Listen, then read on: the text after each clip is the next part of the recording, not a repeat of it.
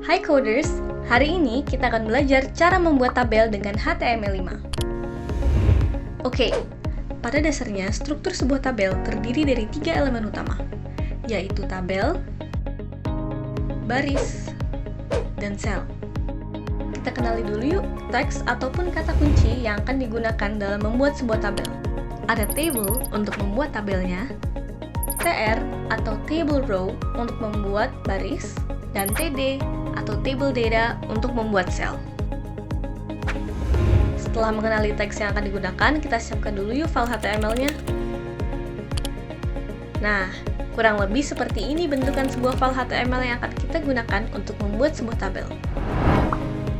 Di sini saya akan memberikan contoh mudah dengan 3 kategori data, yaitu nama,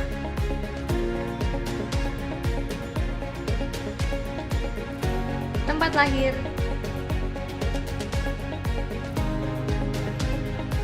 dan tanggal lahir.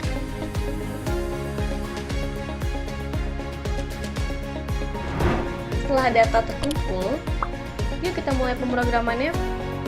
Penulisan kode untuk membuat tabel akan dilakukan di antara tag body. Untuk memulainya, kita awali dengan menambahkan tag table untuk membuat tabelnya. Lalu, di dalam tag table ini, kita akan membuat sebuah baris dengan menggunakan tag tr. Pada baris pertama dan selanjutnya, kita akan mengisi data tersebut dengan menggunakan tag td seperti ini. Dalam baris pertama akan kita isi dengan penamaan kategori seperti nama, tempat lahir, dan tanggal lahir. Pada baris kedua dan selanjutnya, kita akan mengisi seperti ini. Nama Sasha, tempat lahir di Jakarta, dan tanggal lahir 13 April 1999. Ingat ya, saat mengisi data ataupun baris baru, pastikan urutannya sudah benar.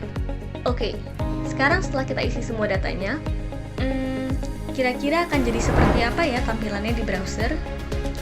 Wah, sepertinya tampilan datanya sudah benar. Tapi kalian merasa ada yang kurang nggak sih? Bener banget, belum terlihat seperti tabel. Yuk kita tambahkan garis supaya terlihat lebih jelas lagi. Dengan menambahkan CSS internal di bagian head, kita bisa mengubah tampilan tabel pada web. Di dalam tag style, kita tambahkan selektor table yang akan diberikan border dengan ukuran ketebalan 1 pixel.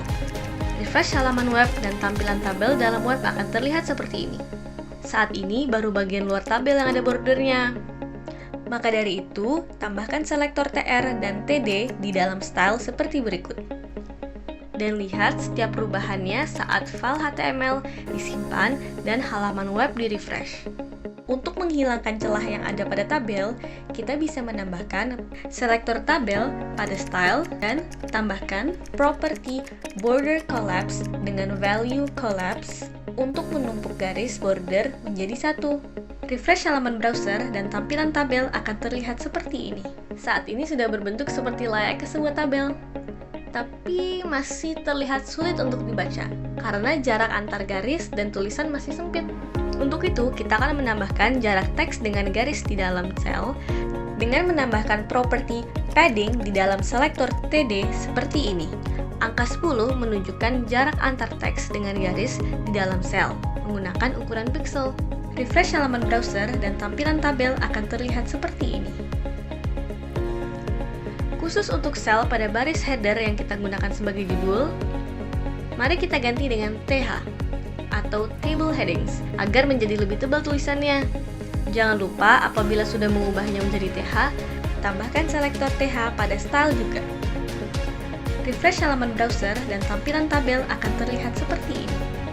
Salah satu atribut dasar lainnya yang harus diketahui adalah penggunaan atribut row span dan col span.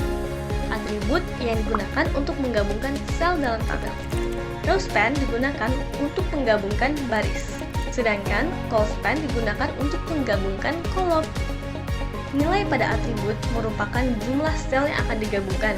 Kita akan mencoba membuat baris baru tanpa menggunakan col span. Kita lihat seperti apa bentuknya.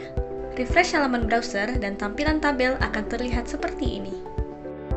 Nah, karena kita memiliki 3 kolom, maka dari itu kita akan meng-col span 3 kolom tersebut. Refresh halaman browser dan tampilan tabel akan terlihat seperti ini.